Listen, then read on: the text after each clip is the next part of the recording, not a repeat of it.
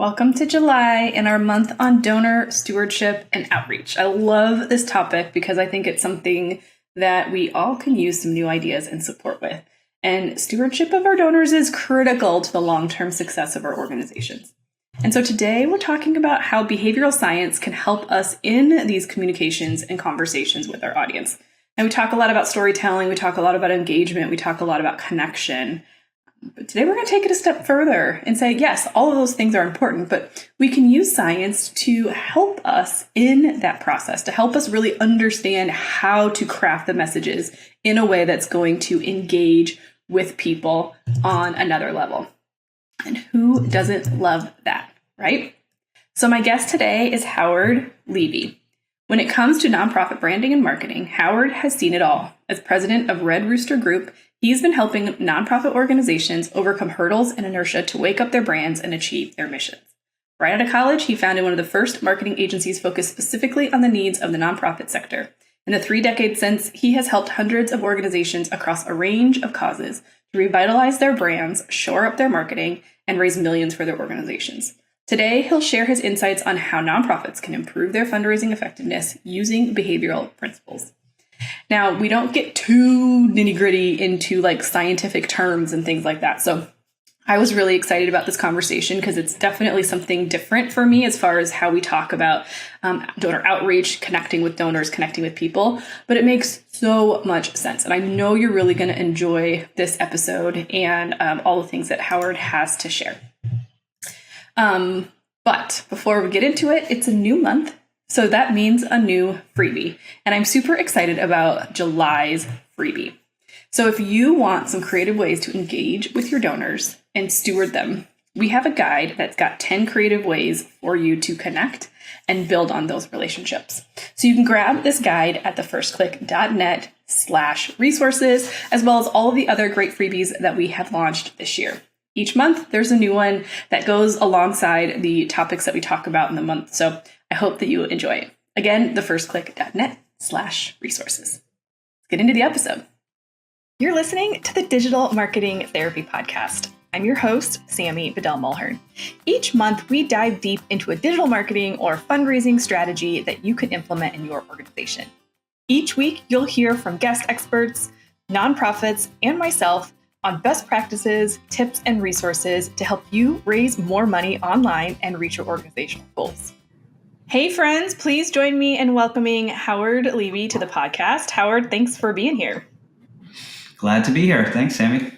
Yeah, so we talk a lot about digital marketing on this podcast. We don't talk a lot about science and how that relates to marketing. So I'm super excited for this conversation. I know I'm going to learn a lot. But Howard, you specialize in behavioral science. So before we kind of jump into some of the strategies and things that you're here to share with us, could you just give us a rundown of what that means? Sure. I think could I give you a little background? Absolutely. On my background. So I started my company, Red Rooster Group, about 25 years ago. So I've been working with nonprofits for a long time, and even longer, about 30 plus years. So I've kind of seen it all and heard it all, mostly with your audience, small and mid-sized nonprofits trying to raise money, do the good work and get awareness and tell donors what you're doing and raise money. And so we've seen a lot over the course of time. As an intro to behavioral science, to say it's a relatively new idea that's come into the world. Really, since 2011 is when it hit the public consciousness, when Daniel Kahneman, he wrote a book called Thinking Fast and Slow. And this introduced us to the way the mind really works. And he was a psychologist, but he won the Nobel Prize in economics. He was actually the only non-economist, I guess he's an economist, but the only psychologist to win a prize, because all before that, economists were studying numbers and how numbers worked, right? When we think about the economy, we think about employment rates, we think about interest rates, like all these data points, and they're all very important. When I went to school and studied economy, just like in high school, laws of supply and demand. When supply is up, there's lots of stuff out there, prices go down, demand is up, then prices go up. And this great phrase, when all things being equal, right? People will act in their self-interest. They'll buy the cheapest thing, right? They'll take minimal trips to the store, they'll travel the least distance, all those kinds of things that a rational mind would think, well, that makes sense. So to an economist, that makes perfect sense. Well, Daniel Kahneman studied the mind as opposed to the numbers, how people actually make decisions. And he found out that it's very different. Yeah. In fact, how people make decisions. And it seems quite obvious now. Retail therapy. I'm just going to go shopping to make myself feel good. It is an emotional state. We have an emotional response and reaction to these things. So his books, Thinking Fast and Slow, said that we think in two different ways. We think in an intuitive way, and we think in a more cognitive way. So if I asked you, what's 1 + 1? It's pretty easy. It's a snap decision you could make, and you know that. If I asked you, though, what's 234 + 368, you could figure it out. But your mind is now figuring out how to figure it out. What's the process by which I do that? So you're engaging in a different part of your mind. So how does this relate to nonprofits and fundraising? Well, we want to activate that system two, the system one thinking, the fast, quick, easy, frictionless thinking, not the system two, where we're getting cognitive load. We're asking people to pause, to think, to decipher, and then come to decision. So the rubber hits the road kind of in this whole arena of behavioral economics, how people make decisions about spending money or, in this case, contributing money. Right? And so there's all these different, principles that have been put forth about how people actually react to things in the real world, and how nonprofits could kind of use some of these techniques to prompt people to make better decisions. In their case, not for buying stuff like companies would use them for prompting people to buy things, but for donating. I love that overview, and it makes a ton of sense to me. And maybe this is something you're going to jump into a little bit later, but the question that this sparks for me immediately is, when we look at marketing trends over time, they tend to ebb and flow, and it feels like it's moving at a rapid pace. So when we take, a look at some of these strategies that you're going to be sharing with us, like, how consistent does this stay with marketing trends kind of moving? Or like, is this something we have to stay on top of all the time? Or, because this book you're referencing has been around for quite some time, so I'm sure there's some middle ground, but how does that work?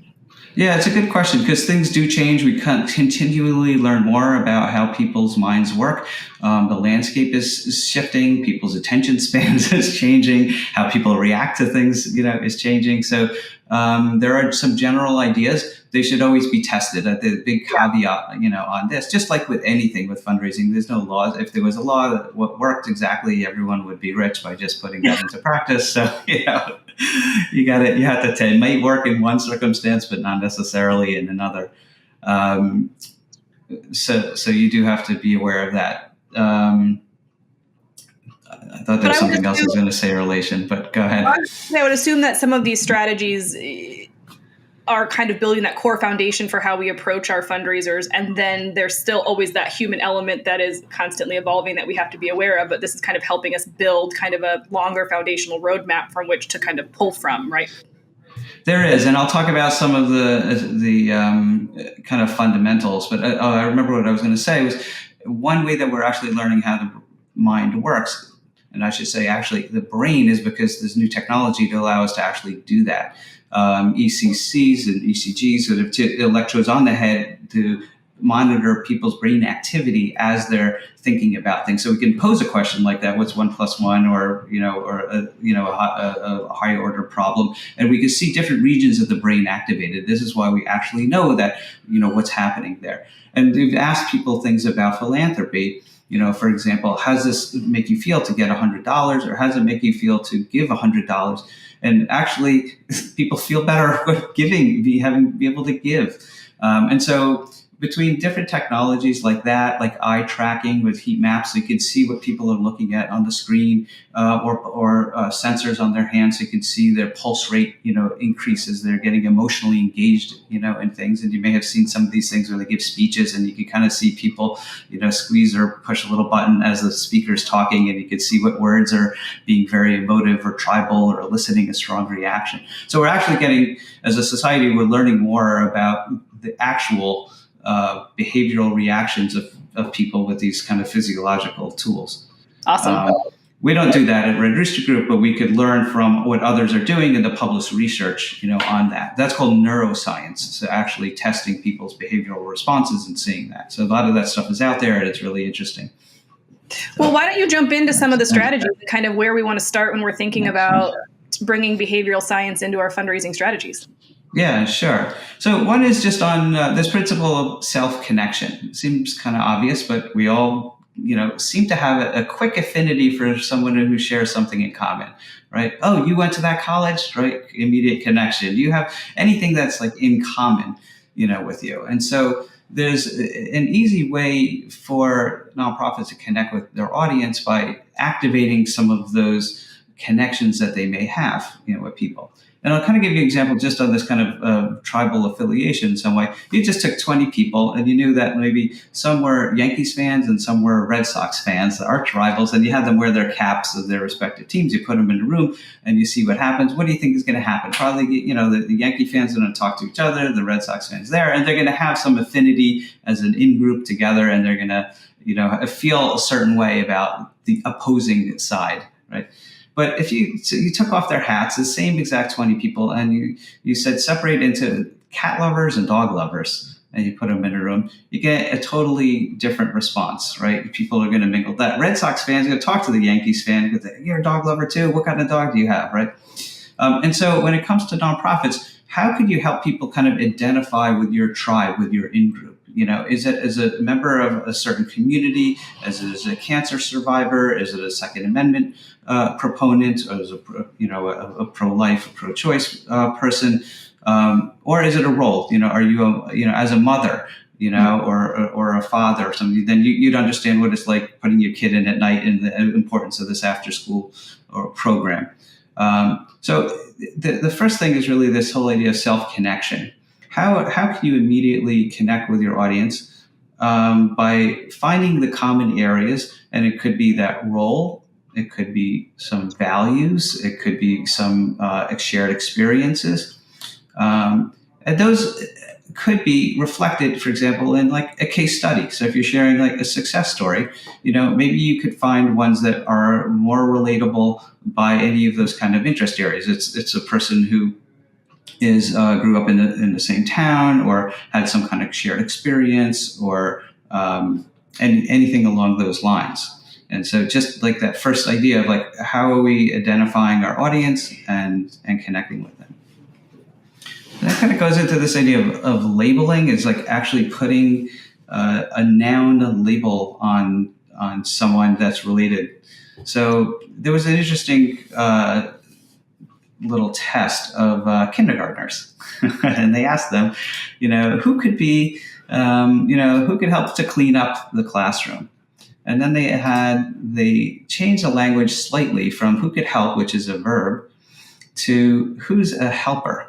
Mm. And they found that using that noun increased their propensity to help 29%.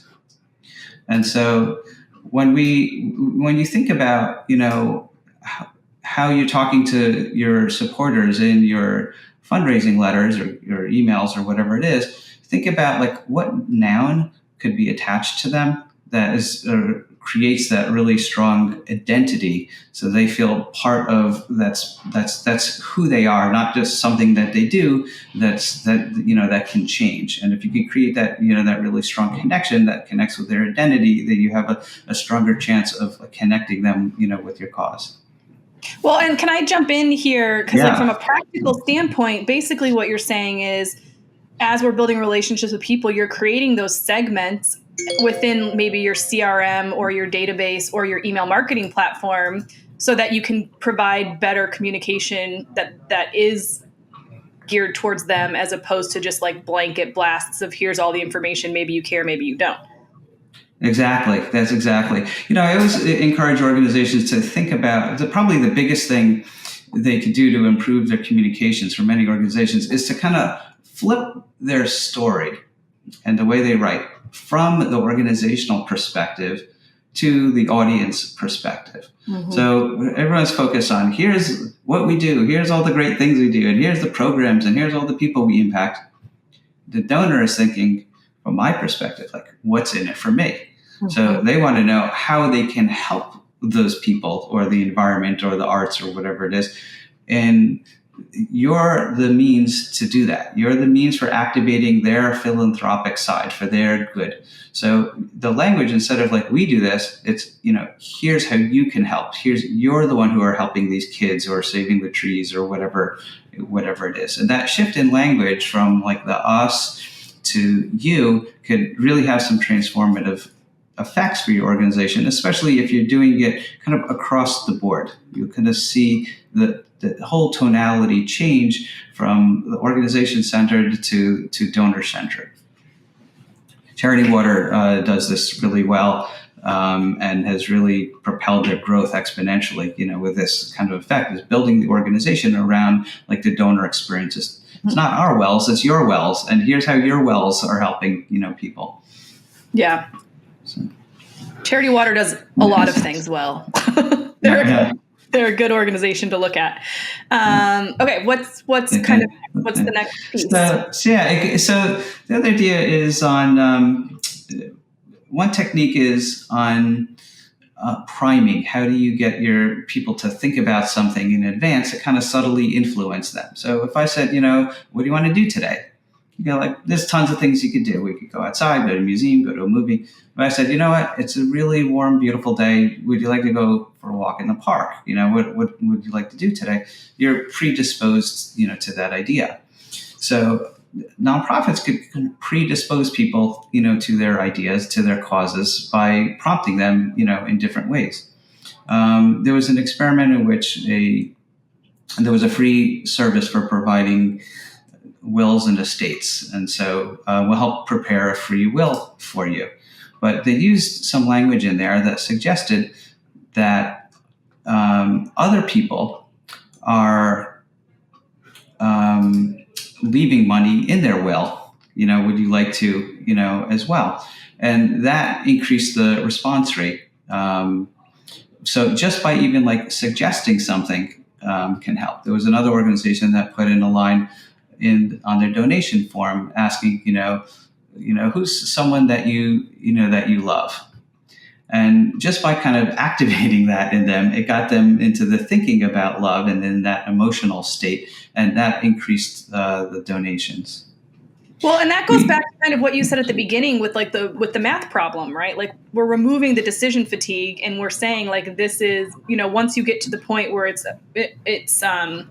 appropriate to make that ask. If you don't make the ask, we can't just assume that they're going to do it because they've got all these other things that are going on in their head that they're making decisions about. Like we need to kind of help drive that conversation. And so that leads me to a question with regards to like language and words. Like you mentioned earlier, like, are you a helper? Would you like to help? Have you seen different words work better or worse in some of those conversations of like, give, join us, donate, like kind of that type of piece when we're ready to make that ask?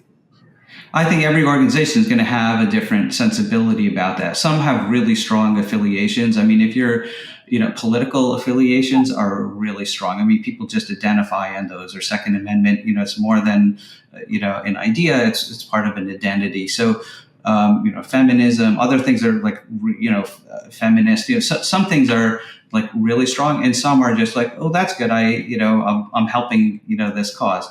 So, environmentalists, some people really identify with something. So if you could, activate those, that's good. And others, there's less tenuous connection. But if you could find the ways to do it, so even at like giving levels, if you're starting a group and you say you're a founding member or charter member, of a group, right? So you could just create some type of classification that people can then identify with and feel pride, and then you start seeing that reinforced with like on a membership card, you're, a member since or supporter, or, you're a giver at a certain level, things like that could help them reinforce the ego gratification of feeling good, as a positive reinforcement of their their identity as a good philanthropist.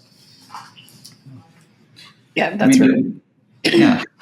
We use that priming principle for an organization to increase their average donations, and I'll tell you about that.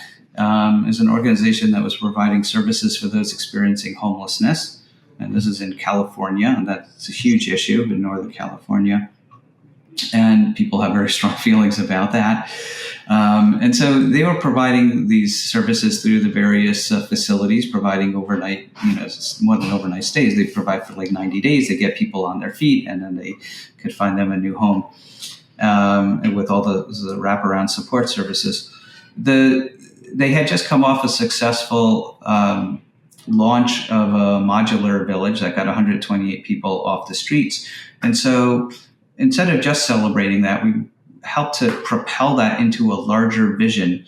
The director, the CEO, proposed building 10 more of those in the area. And so we created this theme of go big and go home. Let's go big. Let's think big, so more people, can go home and have a place to stay. And then all the supporting language in the brochure that described, the impact that this would have on the community. Now that framing helped to elevate the average donations a whopping 43%, from $870 to $1,252 for most of the donors. For major gifts, it went up even more. It went up from $5,300 to $8,800, 65%. So there may be other factors that contribute to that, but I think that elevating people's expectations of we're kind of just doing a little bit more, your help could help a little bit more, to there's a real bold vision that we could get inspired about, tapping into that emotional motivation, of inspiration, being bold, but then elevating people's expectations, for the amount they should give, with that suggestive idea that it takes real money to make, a difference here. And so I would encourage nonprofits to think big, and set high expectations, but that are realistic. If the people feel like a problem is too intractable, then they'll be like, my donation is not going to make any difference. But if you could show them that there's something tangible that they're funding that will actually make a difference, then they'll donate to support that. Well, I think the thing that's beautiful about that example is that you had proof of concept because you'd already done almost like a pilot version of the program. So you could show proof of concept and impact, and then your go big and go home. I love that. It's so simple and easy for people to understand that, even without reading supporting detail, you can kind of start to understand what the campaign is all about. So I think that is such a great example, but that trust had to happen first, or that increase in gift wouldn't have happened. Yeah, that's true. And look, they had a relationship, with these donors, and they had proved it. So it is not first out of the gate. Although, there have been things that, if I just ask you, what's $100 worth to you? That's a hard question to ask. Like, what are you talking about? Is that something that I saved for like 3 months and I'm going to hold on to that? Or is that like, it's I have a new laptop costs $1,000 and now only $100. Great. Here you go. So the idea there is that like people make decisions about money in context. And I think nonprofits often don't quite get that. But, people aren't rational. They're not sitting back and saying, I'm going to donate. How much am I going to donate this year? And let me list all the causes and how much. I get $50 to this group and $100 to that one. And so they're responding in the immediate moment of when they get your piece, or when someone asks them, their friend asks them, hey, could you support me on a cancer walk? Right? Or they're at a church and there's a fundraising thing going on.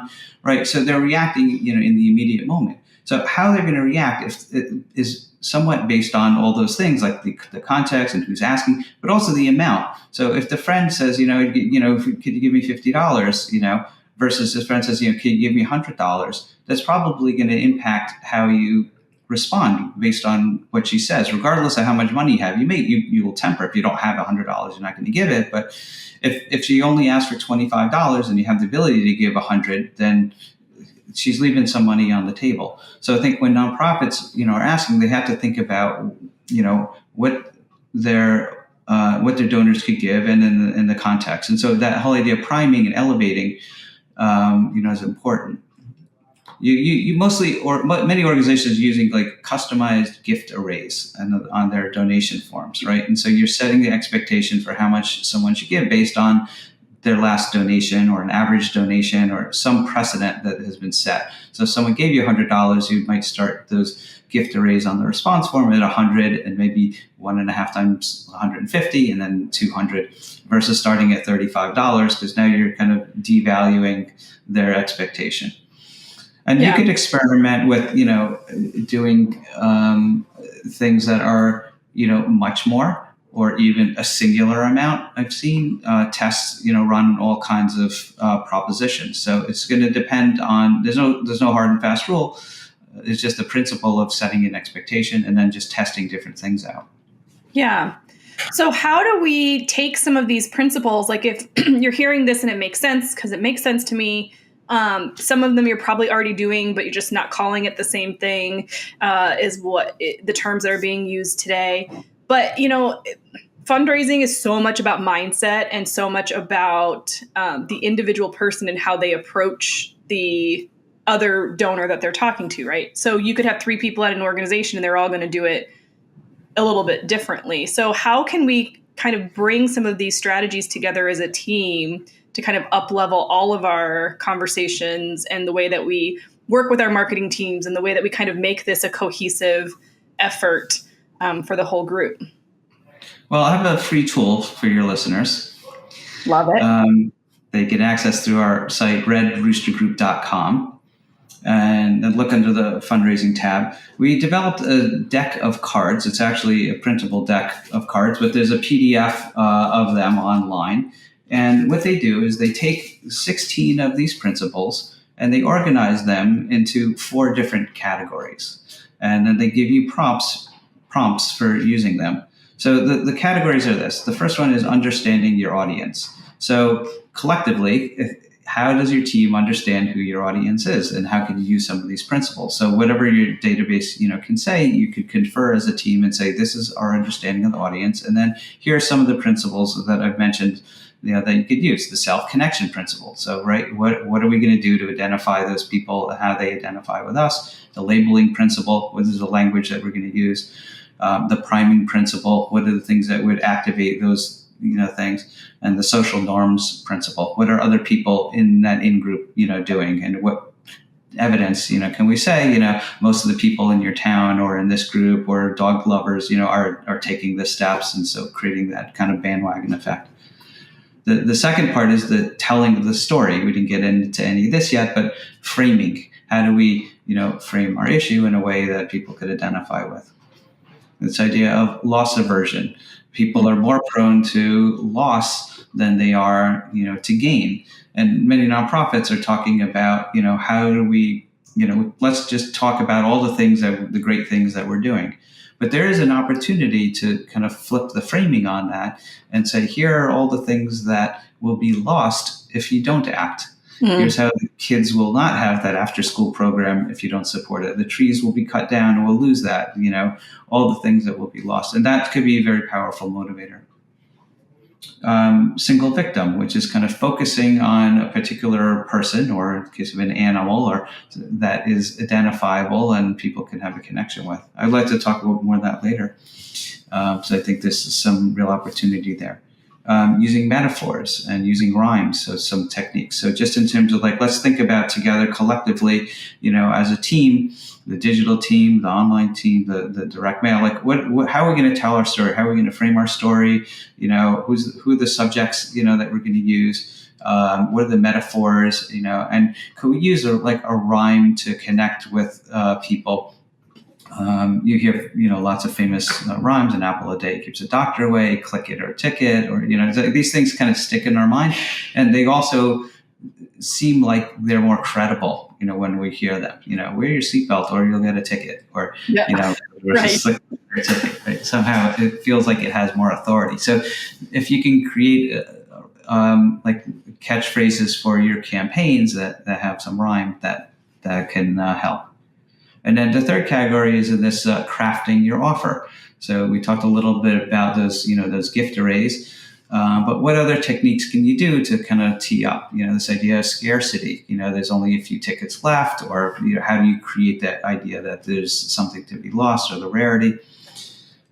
This idea of choice and set completion. People want to feel a sense of completion in doing something. You don't usually leave like the last chip, in the bag, or the last couple of cookies. Like, I'm just going to finish the whole thing. So for nonprofits, they did some tests. It's kind of interesting. Like one of them was on writing cards to I think it was for seniors. And you write a bunch of cards. You could just kind of write a card and click, and write another card. You'd like to write another card. You'd like to write another card. After a while, people would be like, "That's enough." I don't have the data right in front of me, but maybe it was like 3 cards. They give up. Thank you. You did a good deed. But if you bunch it in a group like 5, a set of 5, then we finish the set of 5, so we can mail it out as a package. Then people are more likely to not feel like they're abandoning not finishing the group, and so you're increasing that. There's another test with a set of books. Instead of just donating $10 for a book for kids, but donate $50 for the set of books, or whatever the money, laid out to. Is like you're getting a little more money, but they're feeling like the kids now getting a whole package. So I think this is an undervalued technique for nonprofits, this idea of set completion.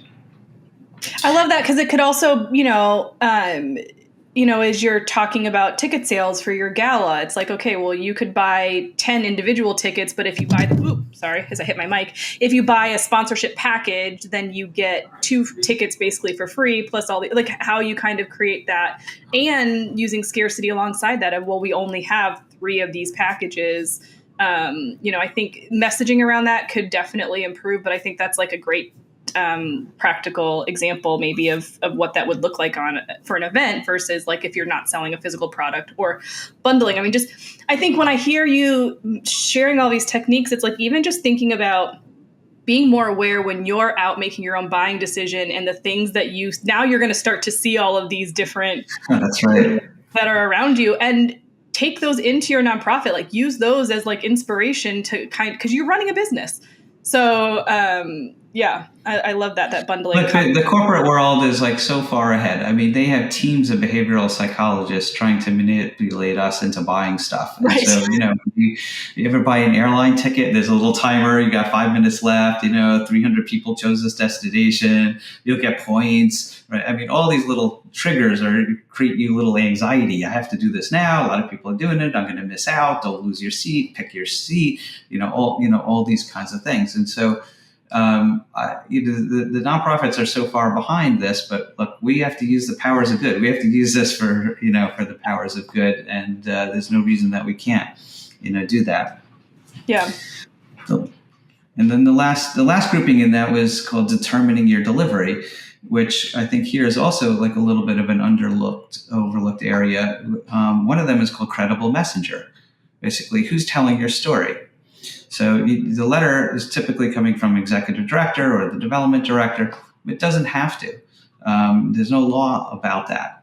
Why don't you have, a recipient of your program, tell the story, have the child write it, have the mother, have a tree write it. Thanks from the tree. I was standing here for 100 years watching all my, trees grow, nurturing the little saplings, and now you're coming to, to cut me off or whatever. You could do that with inanimate objects and have them write things. But who's the trusted messenger for your audience? And it doesn't have to be exotic, but it could be a local spokesperson or a celebrity. It could be a business person that's respected in the community. It could be that cancer survivor, who's telling her story. So find interesting ways to do that. We once had 100% response rate on a direct mail piece. Now, granted, it's very small. It's like 30 pieces.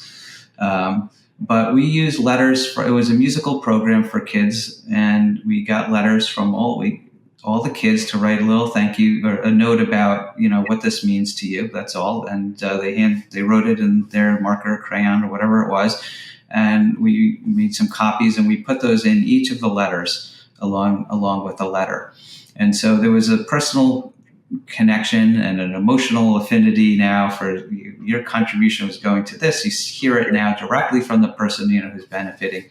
And so there's some opportunity to be creative, with who the letter is coming from, or the email, or whatever, how the message, or even the video, or how those things are delivered.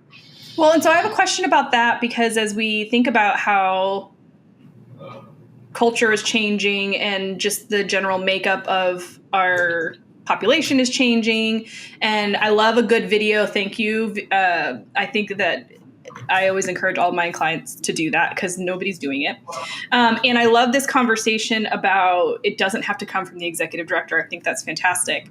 How important do you think for our behavior is it also for us to see that the organization is made up of people like us, like having diversity in the people that are doing these thank yous, from the standpoint of somebody's going to identify, like going back to your initial conversation about the herd mentality, like we want to connect with people that are similar or have commonality.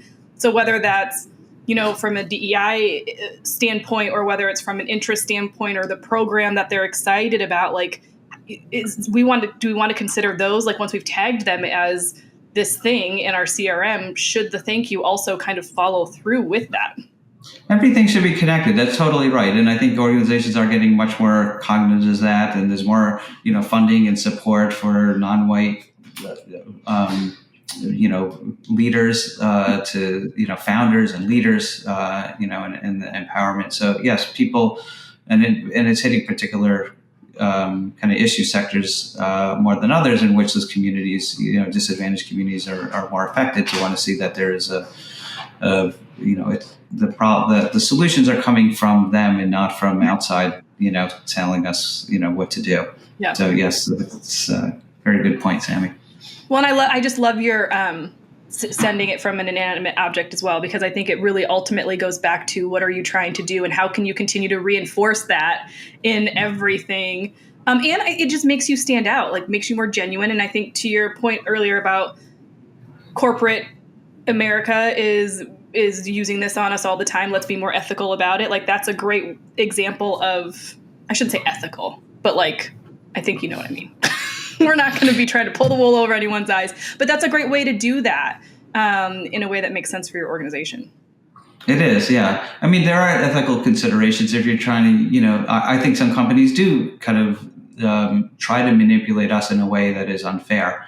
Yeah. I think the standard is kind of, if you have a choice in opting out of something, versus, doing a default, like you're signed into our newsletter already without, once you give us, you make a donation, then we're emailing you, there's the ethical line of, you didn't ask for that, the person didn't ask, for that. But if you're being clear and there's all options, so it doesn't matter, on the gift to raise, you're starting $100, it's $50, they could throw the whole thing out, or they could just write in another amount or whatever. There's always the choice, they always have the choice. It's when you don't allow the choice, then I think that crosses the ethical limits. Yeah. We could talk about this all day long, but I want to give you the opportunity. You had mentioned earlier one of the elements of your PDF that you wanted to get back to. I can't remember what you called it. That was the storytelling, the single victim we were talking about. Let's touch on that before we wrap this up, because this has been fantastic. Yeah. So I think that here I'll give you a little quiz here. Not really a quiz, but a sample test that was run. And so it was by a nonprofit organization that was looking to raise money for, here it is. Okay. It's for, save the children. So I'm going to read you two passages. Okay. And then you can decide, which one you would want to support. And these are very truncated. It was a long letter, but these are just one paragraph. I'm going to read you one paragraph, then I'm going to read you another paragraph. So one paragraph is called African Tragedy. Food shortages in Malawi are affecting more than 3 million children. In Zambia, severe rainfall deficits have resulted in a 42% drop in maize production from 2000. As a result, an estimated 3 million Zambians face hunger.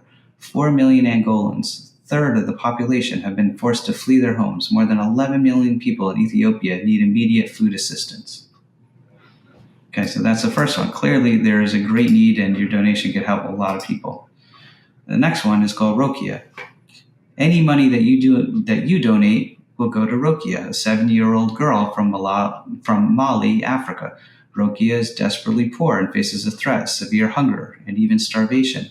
Her life will be changed for the better as a result of your financial gift. With your support and the support of other caring sponsors, Save the Children will work with Rokia's family and other members of the community to help feed her, provide her with education, as well as basic medical care and hygiene education. All right, so those are the two. So I'll ask you what the results are, but you probably have already kind of surmised, how these have worked out. The first one that mentions the statistics raised on average $1.14. The second one with Rokia raised an average of $2.38, so double, a little more than double. So there's the power of telling a personal story. Now, there's a combination approach that uses her story and the statistics. How do you think that did? I would think that one did the best because for me, I think when you throw a bunch of stats and numbers at people, it becomes overwhelming and we kind of start to phase out. And also you might think, well, if I give to this, like there's no way, like you said this earlier, my dollar is not going to really make much of an impact. This too big of a situation. But on the flip side, even though it's a personal story, some people might feel like, well, that's only one child that all of these funds are supporting. I maybe don't need to give because enough people will be able to cover that. So I would think, and I could be wrong, but I would think a combination of the two would also allow you to say, your funds will go to support Roku. Did I say her name wrong? Rokia. Rokia. Rokia. And other families like hers, which now it's like, okay, I can see the impact I can give on one family, and there's tons of families that need this support. Am I right? I would think exactly the same thing, and I have done exactly the same thing in fundraising letters. In this test, it did not do as well. It did $1.42, only slightly above the statistics only approach. So you have to test these things out. And I'll point out some other things, though, in that story too, that I think kind of unfairly, change the results. I'll read some part of it again and notice some things that we were talking about earlier. Any money that you donate will go to Rokia. So we're activating, so instead of third person reporting of an issue, food shortages, in these different places and the number, we're talking directly to the person. And remember how we said kind of flipping the script to say how you could have an impact. It's saying your money is going there, not our money is, we're supporting her, but your money, is going there. And then they say her life will be changed for the better as a result of your financial gift. I wonder if they had used that language in the other part too. You could change the lives of the 11 million and so forth. But we kind of see this with other cases back in 2011. After many years of the war in Syria and people are not paying attention, that photo of that poor kid, Elan Kurdi, who's washed up on the beach, galvanized people. In so many cases where like a single image, just calls attention. Where brains are wired for that. We could connect with people, not with the masses and the statistics. So I love that. Not to say that statistics don't have any role, but in activating the emotional, trigger for donating, you want to kind of keep that, first and foremost. Well, and I think that that's a great place to wrap things up because it kind of brings together this whole thing of like the science is here to tell us how we think in like how our brains operate generally. It gives us kind of that framework. But at the end of the day, it still is people talking to people, and that's what matters. So like really taking the science to help you refine and maybe tweak the way you're talking. I love some of the examples that you just gave in that last piece. And taking a look at the stories, and the challenge that I would give people is, Howard, you mentioned a lot about testing and, testing in your email campaigns throughout the year, testing in your social media, testing on your donation page throughout the year. So you don't have to test during a big critical campaign, right? That testing could have happened throughout all your other smaller efforts so that when you come to your big campaign, you know the language that's resonating with your audience. You've worked on refining who that audience is, and you've built those stories to talk directly to them. Right, right. I mean, it's a good practice to always be testing. If you have a big enough database, not everyone does. So sometimes you just have to send out one piece and, See what put your happens. best effort on it. Yeah. Yeah.